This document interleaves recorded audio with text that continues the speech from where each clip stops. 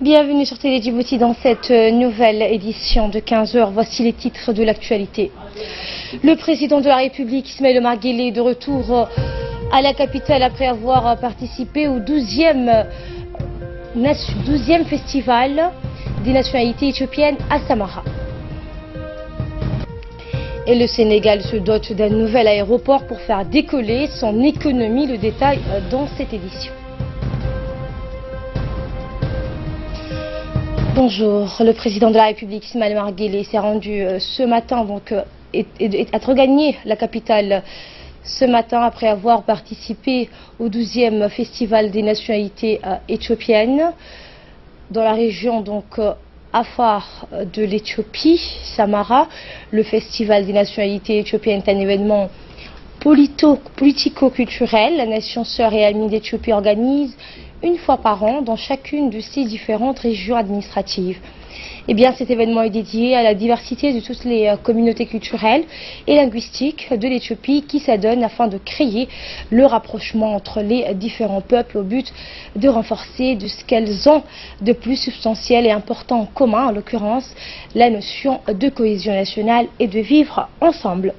Le chef de l'État s'est rendu à Samara pour participer à cette 12e festival. Une forte délégation comprend notamment l'ambassadeur de Djibouti en Éthiopie, Mohamed Idriss Farah, le secrétaire général de la primature, Naguib Abdellah Kamil, le chef de cabinet de la présidence, Mohamed Abdelghader, le préfet de la région de Tadjoura, Abdelmalik Mohamed Benoïta, le préfet de la région de Dikil, Mohamed Hassan Cheikho, ainsi que des nombreux responsables issus de l'autorité coutumière de différentes régions de notre pays participent aux côtés du président Guelleh au 12e festival des nations et nationalités éthiopiennes.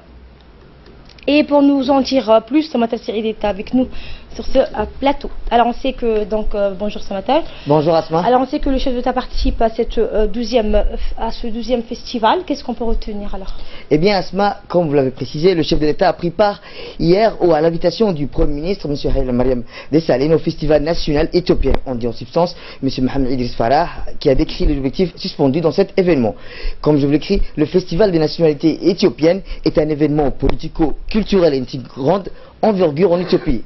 Il a valeur de retrouvailles générales pour toutes les composantes culturelles et linguistiques de l'Éthiopie qui, à travers lui, se retrouve chaque année dans l'une des 9 régions administratives que se compte ce pays frère ami, qui aiguisait leur rapprochement, contribuait ainsi à l'essor de ces 15 ans les plus précieux, en partageant en l'occurrence leur cohésion nationale. Notre président a fait pour devoir moral de prendre systématiquement part au Festival des nationalités éthiopiennes, car il s'agit d'un événement qui souscrit complètement à ses propres idéaux et ses convictions et politiques. On peut retenir en lumière la mobilisation permanente dont fait preuve le président en matière de renforcement, de solidarité et d'unité entre les peuples vivant ensemble. Un symbolique très fort entoure la 12e édition du Festival national éthiopien. Avec cette édition, l'Éthiopie aura en effet aussi réussi à son pari de faire organiser tour à tour cet événement par chacune de ces 9 régions. Il a organisé pour tour cet événement une importante délégation djiboutienne précède le chef de l'État à Samara en Éthiopie dans le cadre de sa participation de cet événement festif et politique. Outre l'ambassadeur de Djibouti en Éthiopie, le secrétaire général de la primature, le chef de la cabinet de la présidence et ainsi que le préfet de la région de Tadjoura, M. Abdelmalik Benoïta, accompagnent le président. Merci Samata Siril pour ces précisions. Et nous partons cette fois en Mauritanie où le ministre délégué en charge de la décentralisation, Hamadou Mohamed Al-Amis, participe à la 4e conférence des ministres africains en charge de l'enregistrement des faits d'état civil qui s'est ouvert hier à Nouakchott, la capitale mauritanienne. Cette conférence organisée sous les auspices de la Commission de l'Union africaine et avec le soutien de la Commission économique pour l'Afrique, de la Banque mondiale et du gouvernement de la République islamique de Mauritanie se tient sous le thème accélérer une amélioration coordonnée de l'état civil et des statistiques de l'état civil pour la mise en œuvre et le suivi du développement en Afrique, examen des progrès et perspectives.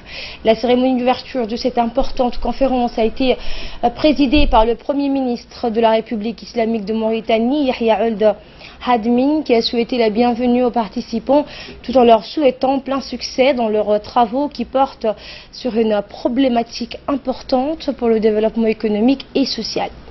En marge de cette conférence qui durera donc 2 jours, le ministre chargé de la décentralisation, Hamadou Mohamed Aramis, a eu des échanges enrichissants avec de nombreux collègues africains sur la thématique de la décentralisation entre autres, mais également avec les bailleurs qui interviennent et épaulent les gouvernements africains dans la stratégie en matière d'enregistrement des faits d'état civil. Dans cette mission, le ministre Aramis est accompagné par une forte délégation de son département.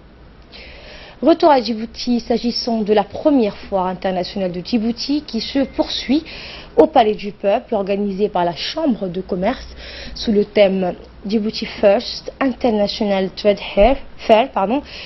Selon les organisateurs, cette foire a accueilli près de 200 exposants, dont plus de la moitié venus de l'étranger. Rappelons que cette exposition, qui est une première à Djibouti, coïncide avec le 110e anniversaire de la création de la Chambre de commerce de Djibouti. Les responsables et des représentants de différentes entreprises participantes cette foire qui ont loué les efforts déployés par la Chambre de commerce de Djibouti pour renforcer le rôle, nous ont donc réagi au micro de nos reporters sur place. On écoute.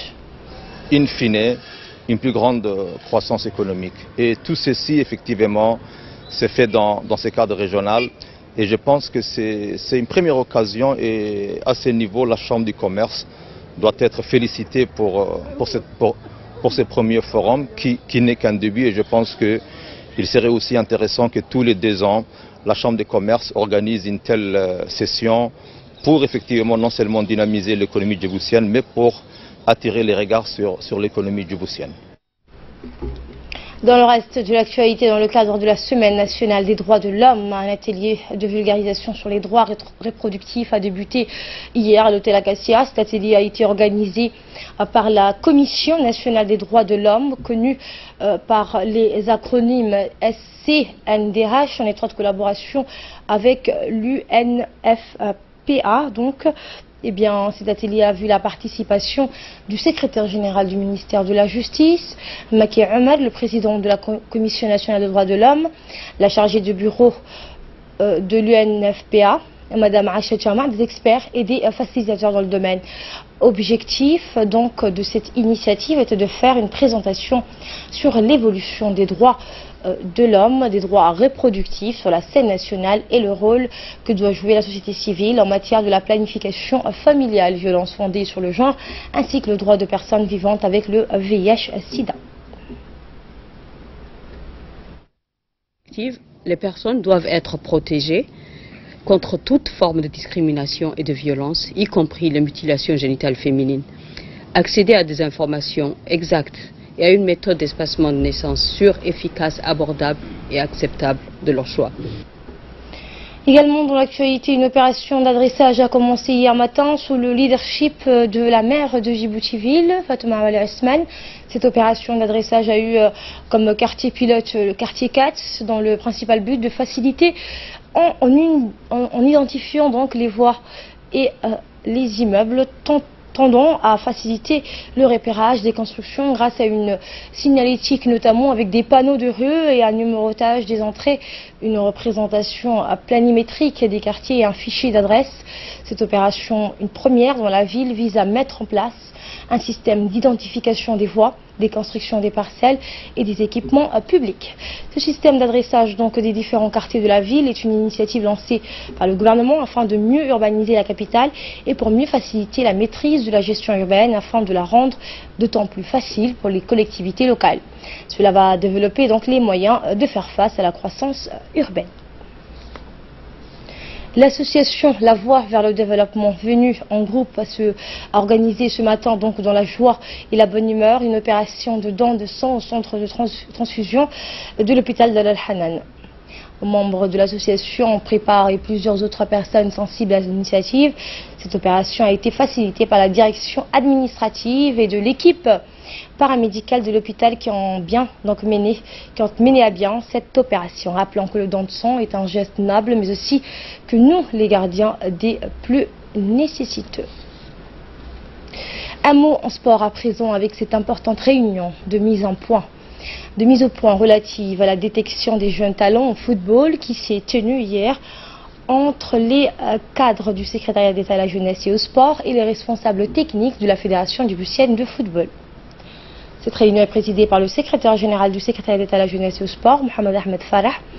L'événement a vu la participation, outre du secrétaire général, le directeur de l'Institut du sport, Saïd Ali Hussein, du directeur des régions chargé des CDC, Abdisso Ousmane, des responsables du sport, Abshir Hassan Ali, les directeurs des CDC de la capitale, ainsi que d'autres responsables. Le secrétaire général a d'emblée mis l'accent sur l'importance de cette réunion dans le cadre de la détection des jeunes talents en fort potentiel en football qui formeront donc l'ossature des prochaines sélections nationales. A été fait. Je tenais à vous féliciter pour la qualité de ce travail. J'ai eu à apprécier, j'ai vu les fiches, j'ai vu avec les sérieux qui étaient derrière. Maintenant, les enfants commençaient à s'impatienter. C'est un moyen de les rassurer.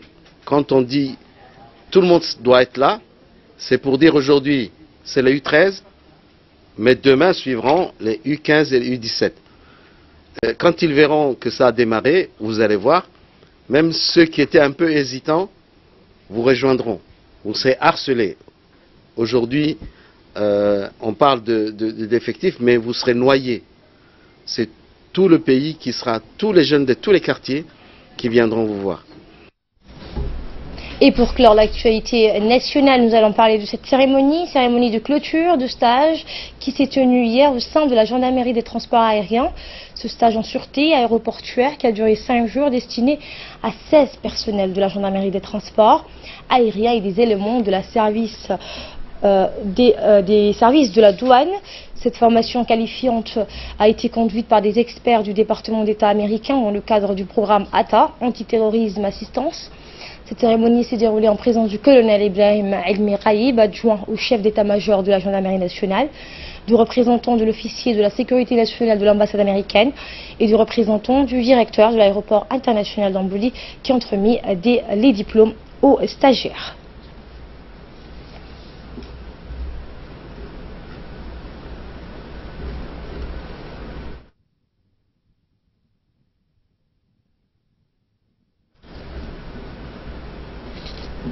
Et de là, nous passons à ce qui domine l'actualité de nos frontières. Le Sénégal se dote d'un nouvel aéroport pour faire décoller son économie.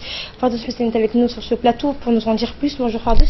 Effectivement, donc Asma, bonjour. Le Sénégal a vraiment donc inauguré hier un nouvel aéroport international, un projet donc d'infrastructure ultra moderne porté depuis 10 ans par 2 présidents successifs dont le pays souhaite faire une plaque tournante en Afrique et un moteur de son développement économique. Des milliers de personnes, dont de nombreux partisans du président Macky Sall, se pressaient donc aux abords de l'aéroport international. Blaise Diagne, le chef de l'État sénégalais, a coupé le ruban et a dévoilé une plaque commémorative du hall de départ en présence des présidents gambiens et de Guinée-Bissau, donc muni d'une valise à roulettes. Macky Sall a ensuite effectué le parcours du voyageur. L'aéroport, qui porte le nom du premier député africain élu au Parlement français depuis 1872 à 1934, remplace l'aéroport international Léopold Sédar Senghor, donc en proche banlieue de la capitale, près du discours donc vol de démonstration d'un avion de la future compagnie Air Sénégal et un balai aérien de l'armée de l'air. Le premier vol commerciaux était attendu dans l'après-midi. Donc l'ancien aéroport, principal aérodrome du pays depuis plus de 70 ans, dont le vol passe au-dessus des quartiers très peuplés, sera reconverti en aéroport militaire à partir de ce vendredi.